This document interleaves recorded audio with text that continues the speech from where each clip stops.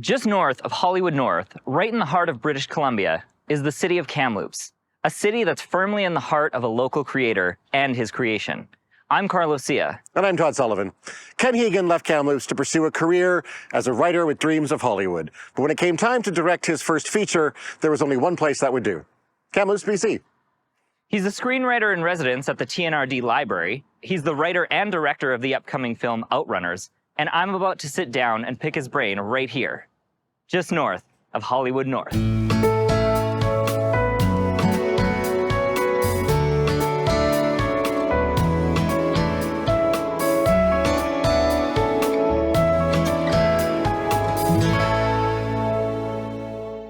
So Ken, thank you for joining us today and talking to us about all your film stuff.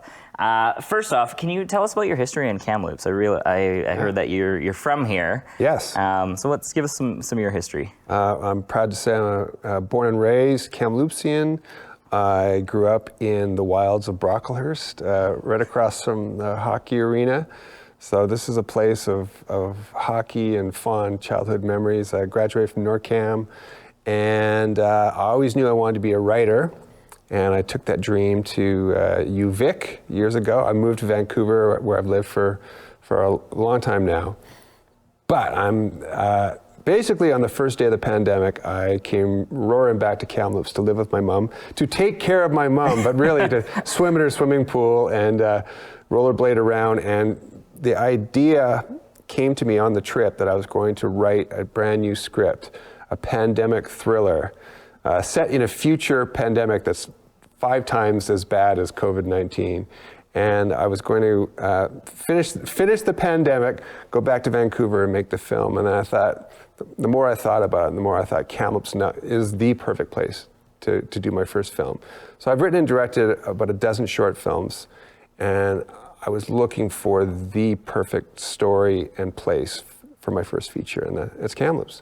Nice. Wow. Well, yeah. Oh, we're glad that you came back. Yeah, I am too. Yeah. So I guess you mentioned that the film brought you back, and we were kind of talking before this that you started filming and you've used up most of Kamloops, but you are going to film some shots elsewhere. Yeah. I guess, can you just tell us, like, what in particular, like, why did you decide that Kamloops had what you were looking for this shot?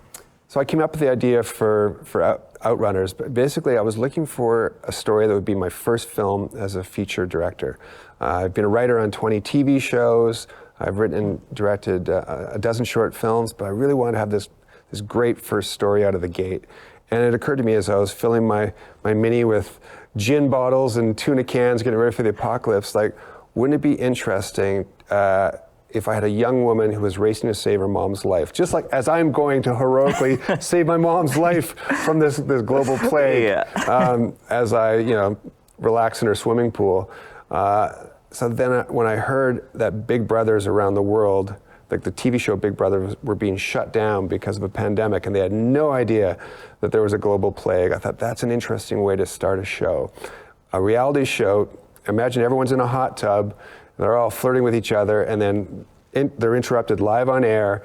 They're informed that there's a global pandemic, their show's been canceled, and these are shuttle buses coming to take them home, to take care of their families. They find out a lot of their families are dead. They're inheriting their families' mobile homes. And this one star, Emily, she finds out that her mother has only 3 hours to live unless she races to save her in a remote town. So my story started to take place. I thought, wouldn't it be great to have a 3-hour race to save a mother's life? Because is there anything higher stakes than a mother's life?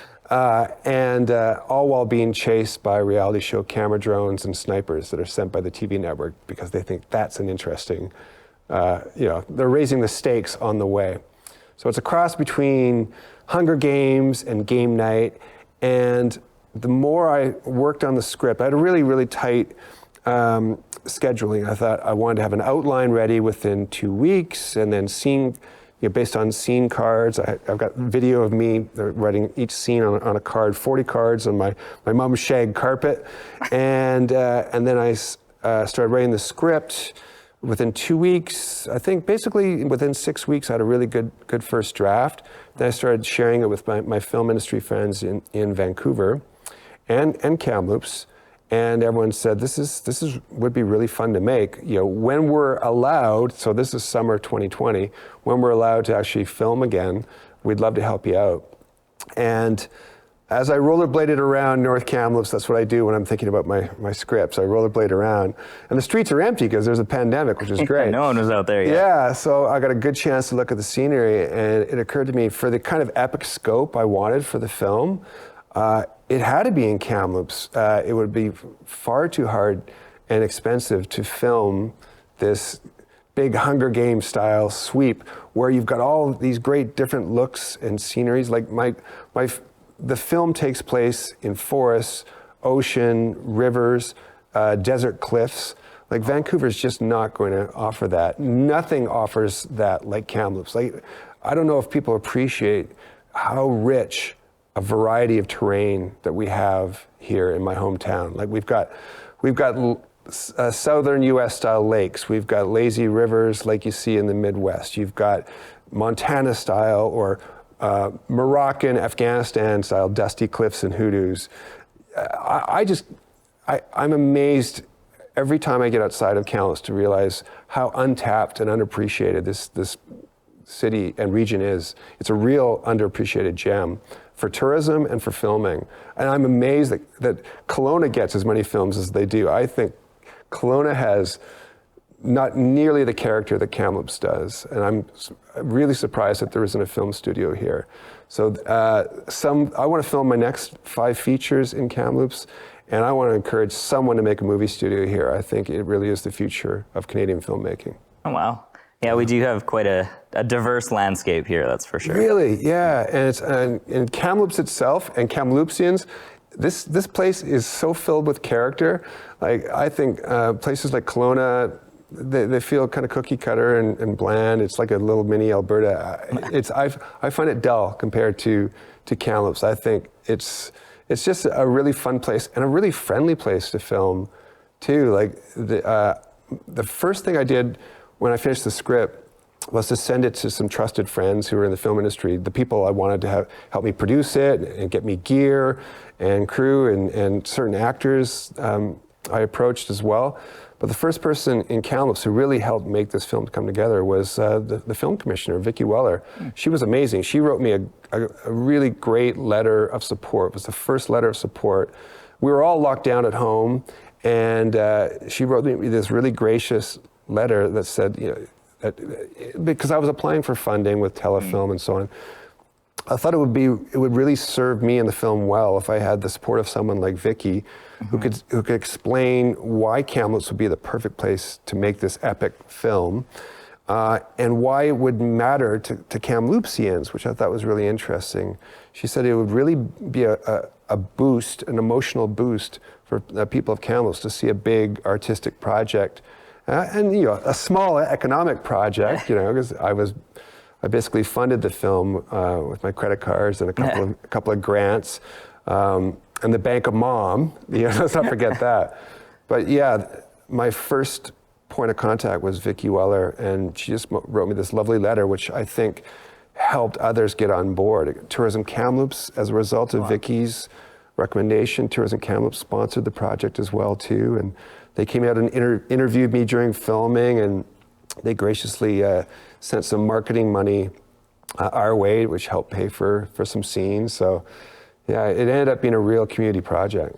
Wow. Yeah, that's the nice thing about Kamloops that I find is it's a good community for just coming together. So that's really cool that you've got a lot of community support on your project. Yeah, yeah. Now, you said you reached out to some of your friends back on the coast there for your film. Yeah. How did you find it for when you were working on your production in town here? Were you able to use some of the resources that we have in town? Did you find that there was enough here, or did you have to pull things in from the coast? Yeah, I think Kamloops still needs to work on gear houses and obviously studio space.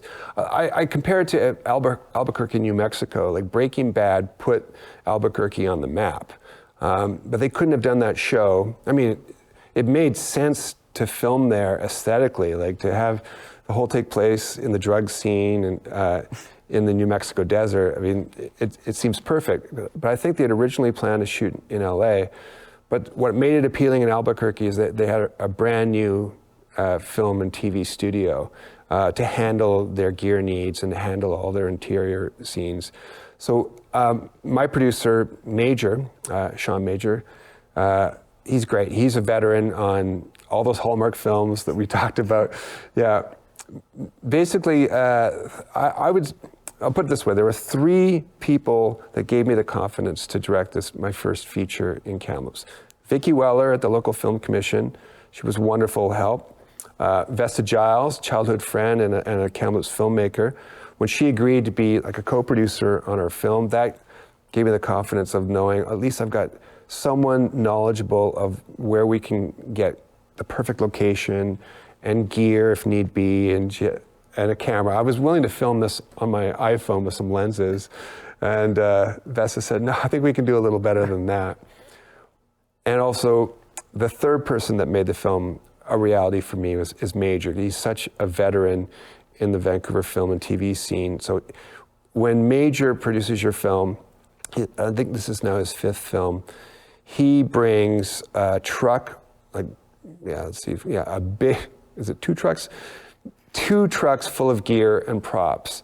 And we felt that at the time, so this is September 2020 when we started filming in Kamloops, we thought it was just best for us to get the gear we know at a great indie filmmaking friendly rate, and then truck it up, pay the gas that was cheaper then, rather than try and scramble and get gear maybe from Kelowna and patch it together. So for the kind of epic sweep that we needed, we had 2 cameras, 2 Reds, and all that. We already had a really good deal with White's, which is a big gear house in Burnaby. But if I could have done it all in Kamloops, if all the gear and trucks and trained crew were here, I naturally would have done that. So I keep hoping and that all the Hallmark films that are coming in will keep raising the level of local talent and get more and more crew and cast experience, so that it'd be awesome if everything was available in Kamloops. I would love to be able to tap into that.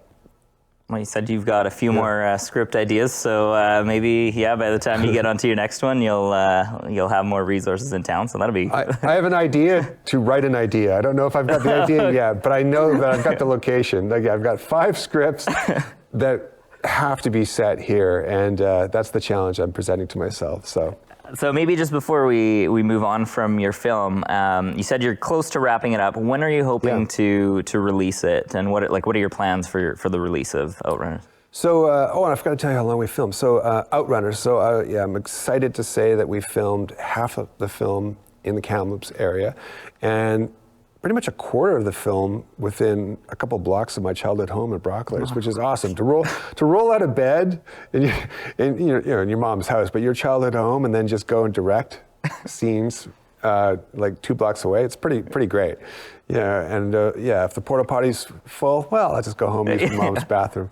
So we filmed 2 weeks in Kamloops, September 2020, like pretty much the fastest green light ever from idea, March 15th. So March 15th, finished the film by June 1st, filming September, October of 2020. And we've now filmed a total of 25 days in Kamloops, a Delta Farm, which is where the reality show is set, this Delta farmhouse, North Vancouver Marina. And we were looking to try and do it at a Kamloops Marina on Kamloops Lake, but couldn't really find anything out there. So sadly, we had to leave Kamloops and go film elsewhere. And we have 2 final days now that we'll be filming in Major's studio in Surrey. So Surrey, Delta, North Vancouver, and Kamloops. But the bulk of the filming and the bulk of our tax credits are here in Kamloops. Nice. Yeah. So and when we're finished. So we're 2 days away from finishing filming, and we will edit and do visual effects this summer. Composer's just raring to go. and it will be all ready to submit to Sundance and Slamdance this fall. So to release it to the world, expect to see it on your screen and somewhere, live or your phone or your TV, 2023. Okay, wow. Yeah. I'm looking forward to it. Yeah, it will not suck, I promise you. Yeah, That's my goal. From what your description of it, it sounds, something that is right up my alley. So. Oh, thanks. Yeah, it's fun, it's smart, and it really shows out Kamloops in a way that I don't think anyone's ever seen before. Like, we get westerns here in Kamloops, we get some Hallmark films, but this is a thriller that uses real place names. Anyway, I hope you're going to like it. So you've written on TV shows and you wanted to make Outrunners your first big feature film. Yeah. Is there a different process in, I guess, coming up with the idea for a show versus a movie? Like in your mind, do you have to think differently for a feature film? Oh yeah, it's a really great question. So the difference between TV and film is this. I've got, I think, some really strong ideas for TV shows. One of which is Brood, which is what I was working on when I was the screenwriter in residence here at the Thompson-Nicola Regional Library. I worked on two projects while I was at the library. One was TV, one was film. The film was me rewriting Outrunners. We'd already filmed half the film and I realized one character wasn't working. We'd cast, we'd filmed it. It just wasn't fitting the tone of the rest of the script. And I also realized I wanted a bunch of extra characters who are watching this reality show that my characters are unwittingly part of as they're being chased by camera drones. There's people all over the world watching at home, stuck inside because of the pandemic, commenting on our characters as they go, making fun of how they run, making fun of how they don't run fast enough, your mom's dying, hurry up. And I want to get a real global flavor so that I've written all these funny scenes with characters all over the world who are speaking in their native languages, and then we subtitle jokes of what they're saying on the screen. So I rewrote the script. Half the time I worked on that script rewrite, and the other half I wrote Brood. Brood is a really fun sitcom. It's like Cheers set in a hipster craft brewery. So imagine, Vancouver or Yeast Van, as they call it, where there's like 99 breweries. Well, imagine a brewery that's just full of assholes that are terrible at their job. So that's the premise of Brood. And so I wrote a script, a pilot script for that. And I know I'm going to need a network to back me to make my TV show. I think it's next to impossible to just produce on a shoestring enough episodes of a TV show to get on the air somehow. I think it's next to impossible. You have to do a web series first and then hope you get plucked by a network, as opposed to a feature. And I think part of it is that if you're going to make a TV show that people want to watch and networks want to buy and produce, you have to pitch multiple seasons. They want to see that the show's got legs. So, because they're not just interested, they're not going to buy a pilot, they're not going to buy a season, they're buying 3 seasons minimum. Whether or not they actually air those seasons is another matter, you might get canceled. But they want to invest in something that's going to make them money for years, and fair enough, right? So you've got to come in, like Steve Martin, he didn't pitch 1 season of Only Murders in the Building, he pitched 2 seasons. So that the network's like, oh yeah, so they already knew in advance what the plot was and the arcs were for the 2 seasons. Meanwhile, a feature, I knew that I could get a feature off the ground. It might seem like it's harder because it's longer, but it's actually easier because in my mind, I just divided the feature into, like I've directed a dozen shorts, I've directed some TV as well. So I divided the film into 10 parts in my mind. So I could conceive, like it takes, 2 to 3 days to shoot a short. So if I divide my film into 9 or 10 portions, then in my mind, that's achievable. And it actually has really helped serve us well. We didn't have all the money to shoot the entire film at once. So we did get I raised enough money, I borrowed enough on my credit cards to film the first half in Kamloops. And then I took a few months off to raise more cash and apply for grants. So I got 2 emergency COVID-19 business grants from the provincial government and the federal government. This pandemic just gives and gives, man. So, and so by dividing my feature into chunks, it's empowered me to complete it in a way that I think I would have been more passive if I try to pursue Brood first and try to pitch that to a network. I'm basically begging someone to say yes. I'm begging some powerful person in LA to say yes. Or at first I'm begging an agent who, wherever they are, to say yes so that they'll let me pitch to a network. Whereas with a feature, I just go, you know what, I'm doing this. I'm doing it on September 10th after all the kids are back in school, if there's school ever again. So you see what I mean? You can actually get started. Just tell yourself, I'm a filmmaker, we're making this film on this date with the best crew, cast, and gear that I can get a hold of. And if I have to shoot it on my iPhone, I will shoot it on my iPhone. And there's a real power to that, you know? You're not waiting for other people to say yes, you are greenlighting yourself. I wish TV was the same, but you do need those permissions. Yeah, tougher medium to get into. I think guess. so. Yeah, there's more of it. There's so much money in it, but because there's so much more of it, there's more pitches and competition. Yeah. That's the thing. Yeah. And I wonder if features are a dying medium, unless because there's no built-in sequel.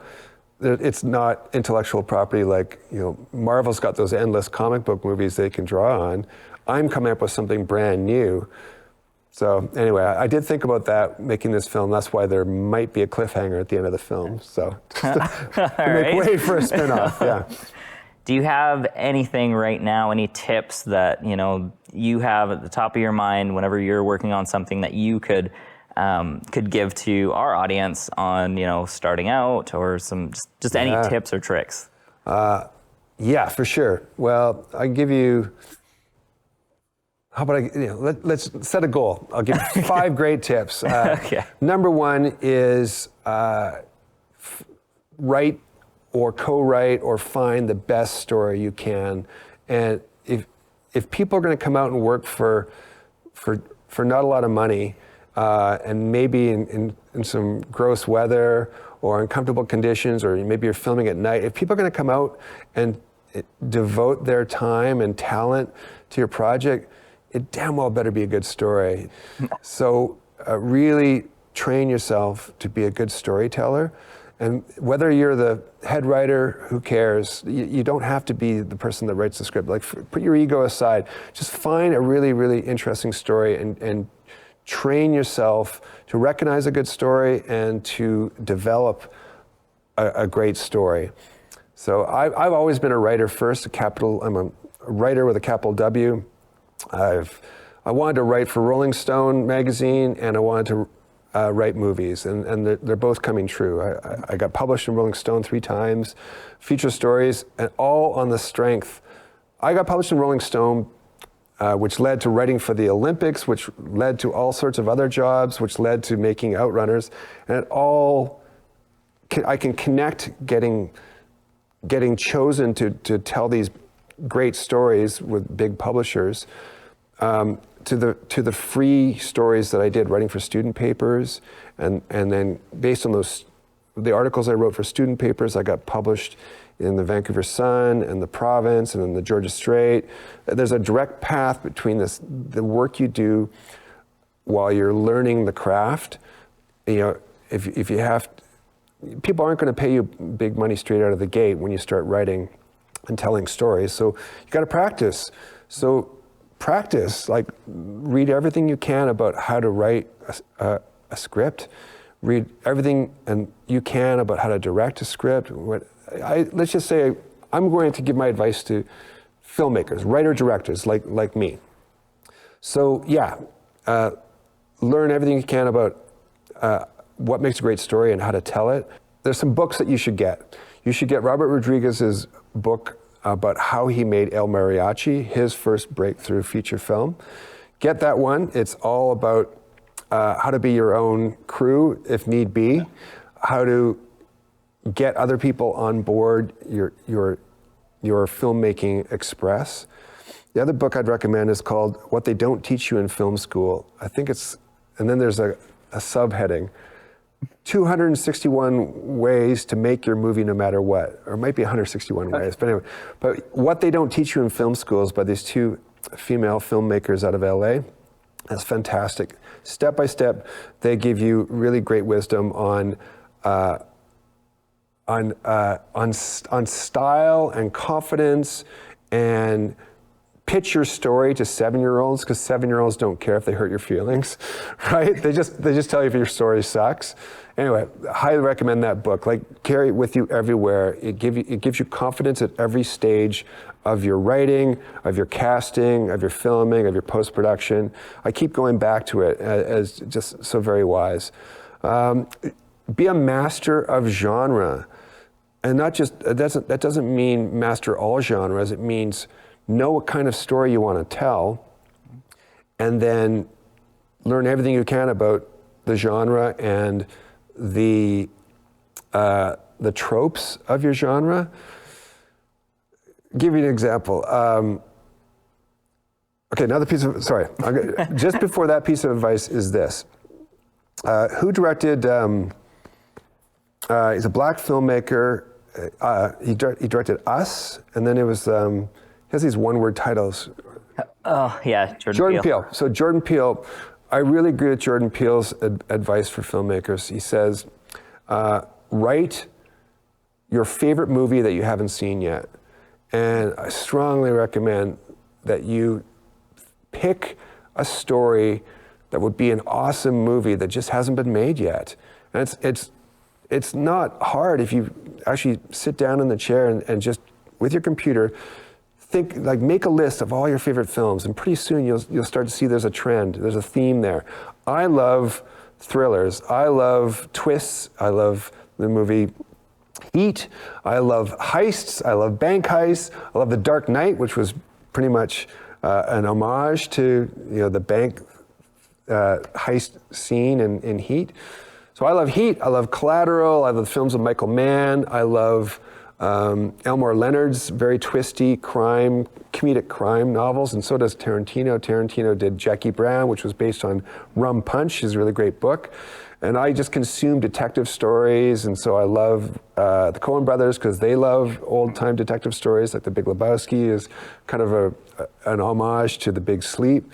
So write down all your favorite films and TV shows, if you will, and then start to realize there's a theme there and go, okay, well, Hollywood's probably not making a lot of those films anymore. Like, Hollywood is making Marvel movies. They're making Star Wars. You're not going to direct or write one of those. They got people for that.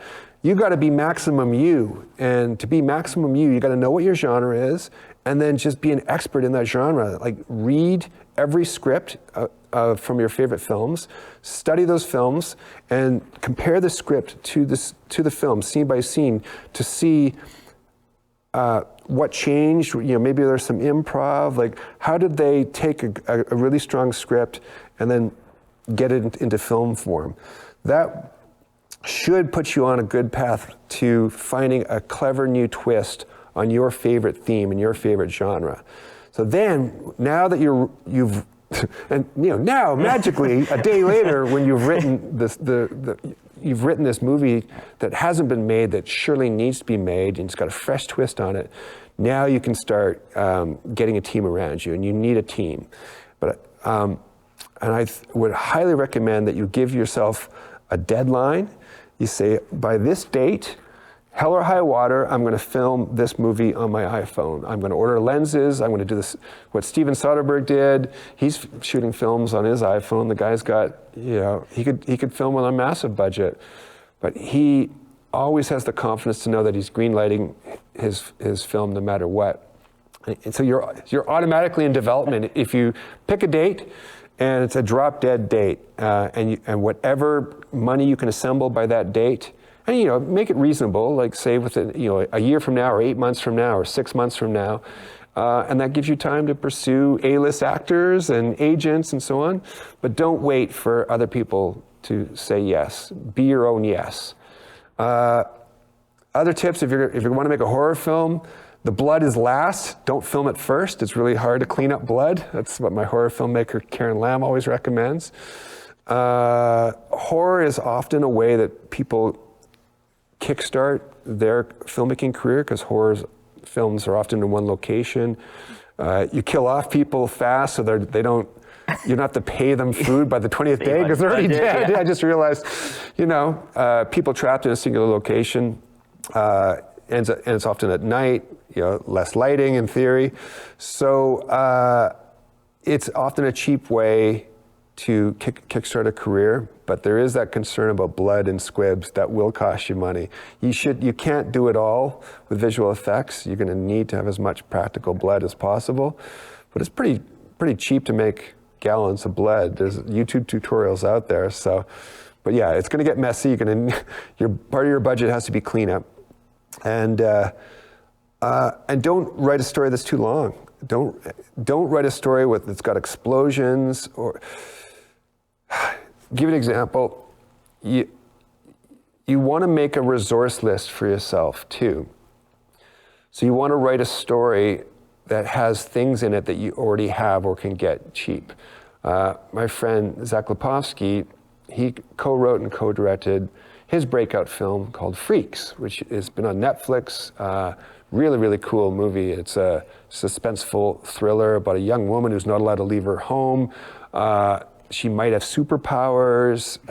She might be able to kill people at will.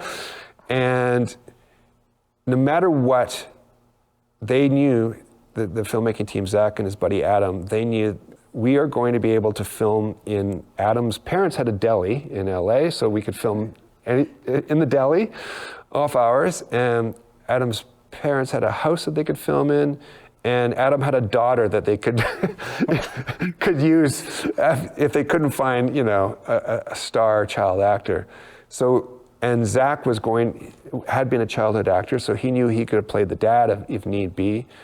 So bare minimum, they had the confidence of knowing our film's going to get finished, because that there's a real power in finishing.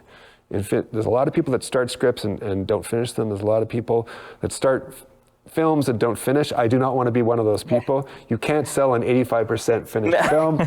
You've got to finish. And that gives you the confidence. If you say, if I'm going to film this on an iPhone with lenses and cheap gear for X amount of dollars by this date, then that empowers you to see if you can get a bigger budget too. And if not, no matter what, your film's going to get done. So anyway, make a resource list. Zach would tell you the same thing.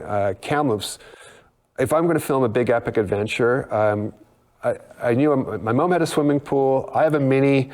The mini actually... Two key things for an epic adventure right there. So the mini you'll see in the film, it's on fire. That is actual visual effects. But yeah, I knew that I started with a list of what I had, and then I the one thing that Kamloops had that Vancouver definitely didn't have was a dusty cliff.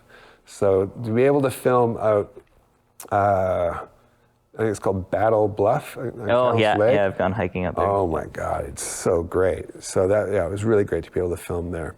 So I think that's 5 tips so far. Avoid kids. Don't write scenes with kids if you can, unless you own one. Still, they're going to slow you down. Kids, explosions, moving vehicles slow you down. They're hassle. Insurance risk as well too. So try and avoid driving scenes. Have characters talking in a car but not driving in the car. They've just stopped or they're just about to drive. And maybe don't write an action film for your first script. Do something that's achievable. I didn't want to write something that was so achievable it would be boring. So you see a lot of people with their first films will write 4 characters in a cabin over a weekend having arguments. I didn't want that to be my first film. I want the world to be a bit bigger.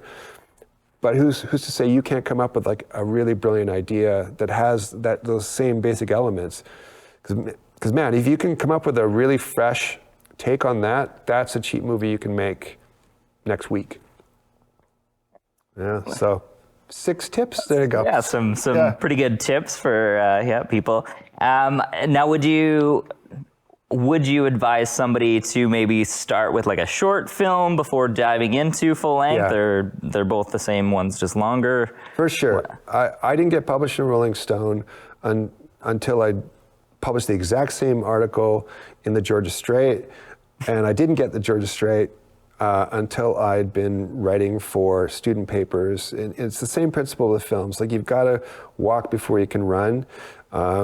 Jordan Peele will tell you, he didn't get his sketch comedy show.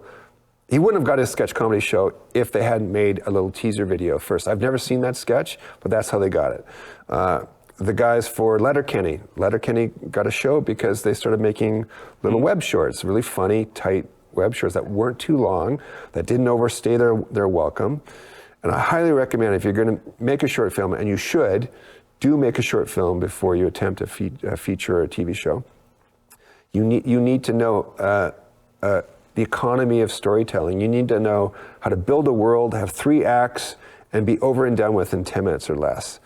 Make sure your short film is short. Don't try and do what my first short film, I tried to make like 17 minutes long, but I quickly realized, no, we got to condense it.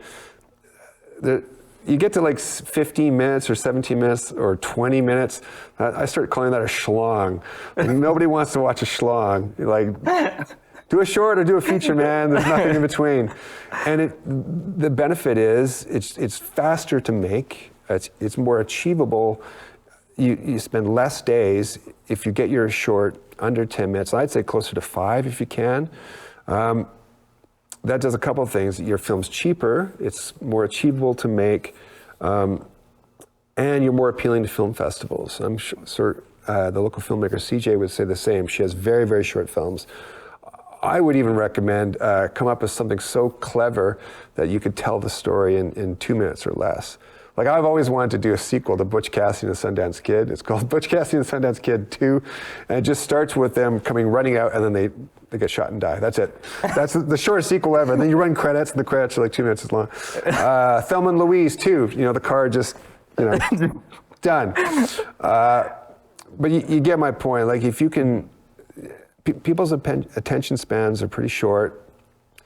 And I once met a film festival programmer, I think it was a programmer at Sundance or Toronto, and he said that out of the thousands of films that he gets submitted, and this has been for years, so he's seen thousands and thousands of short films, only one did he think was the right length. Every other film could have been shorter, right? And this is a guy who knows about story. So save yourself some time and know that the first draft of anything is going to be, your opening is going to be too long. Guaranteed. I've been an instructor at the Vancouver Film School, and in my residency here in Kamloops, every script I saw, whether it was for a TV pilot or a feature, because I got everybody submit the first 10 pages. And inevitably, my one note was, your story starts on page 5 or 6. Like, your film is when it starts. Your script starts on page 1, but we don't need it. People are smart. People understand very quickly with a couple of visuals where we are and what's happening. So start your story in the middle of some action. It's called in medias res. Start in the middle of something so that the audience has to catch up quickly. And start your character, your main character, your protagonist. Have them do something on camera that reveals symbolically who they are, whether they realize it or not. Have them in the middle of something. Think about all your favorite films. Almost all of your favorite films, they start with your protagonist in the middle of their normal life, and they're in the middle of something, because real life doesn't start just automatically, with the beginning of a scene. Like, we get dropped into something while people are going about their lives. And you should do the same thing with your script. So, have a trusted circle of friends. Read your opening of your script and go, yeah, this is, well, first of all, they should read your idea for the script first, bounce it off people. But yeah, definitely bounce that script off people and find places to cut. Always find places to make it leaner and trimmer. so that by the time you're ready to film, everyone's excited about that first scene, you know? Wow, well, that's a lot of just amazing advice, I think, for anyone who's interested in film, TV, writing. So thank you so much, Ken, for letting us pick your brain my pleasure, and yeah. spending some time with us today. I'm definitely interested in watching Outrunners now. I'm looking forward to that release date. Hopefully, we can get it at the next year's Film Fest, and I can watch it in a theater. I would love to have a screen here, yeah. And by then, I hope to have at least 2 out of my next film stories like ready to go, so I can tell you what the next ones will be. Oh, yeah. Perfect. Yes, we'd love to interview you again. I don't know if we'll get grant funding for it, but I'm always down for just sitting down with you. We can even have some gin from your mini there. Yeah, there's none of that any left. We can find some fresh stuff. Yeah, still lots of tuna, by the way. I'm ready, always ready for the next apocalypse. But. Perfect. Well, thank you so much, Ken Hegan, for taking the time and sitting down with us today. My pleasure. All right, so we're rolling on all. Okay. Already getting applause. Look at us. I know, yeah. It's so cool doing this interview here. Yeah. In my childhood theater, man. I don't know how many movies I've seen here over the years. Yeah. I just remembered there was a multiplex. Yeah, it was like just down the like street Thompson or across. Park Mall, wherever that's called now. Yeah. Right? Where was that? What is it now? I think it's. Like it's no longer a theater, right? They tore it down, and it's the like office space or whatever for the hotel building or something. Like it was on the corner there, and they did rip it down not too long ago. And Yeah, it was I think it was the Odeon or whatever. Like it was the I remember that one because they used to have the arcade that I would go and play in, like even when I wasn't going into the theater. Yeah. Oh, fun. Yeah. Make movies. Go make movies, guys. Gals, just tell a great story. That's all we want, right? That's all we want. That's all anyone wants. What do you guys think? It's good. It's good? Okay. Awesome. Yeah, what are we missing? Is there any? I like the Butch Cassidy idea, except if it was me, I would do a full-length movie and just have the corpses there for like 2 hours.